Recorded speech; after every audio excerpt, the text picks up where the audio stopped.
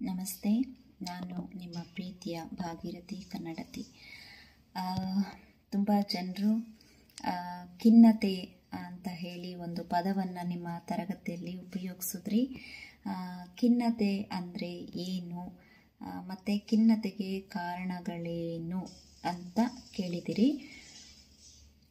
ಖಿನ್ನತೆ ಅಂದರೆ ಏನು, ಖಿನ್ನತೆಗಳಿಗೆ ಕಾರಣ ಏನು, ಮತ್ತು ಆ ಖಿನ್ನತೆಯಿಂದ ಹೊರಗೆ ಬರಬೇಕಾದ್ರೆ ನಿಮಗೊಂದು 108 ಸಲಹೆಗಳನ್ನು ಮಾಡಿ ಪಾಯಿಂಟ್ ವೈಸ್ ಪಾಯಿಂಟ್ ನಾನು ಹಾಕ್ಕೊಂಡಿದ್ದೀನಿ.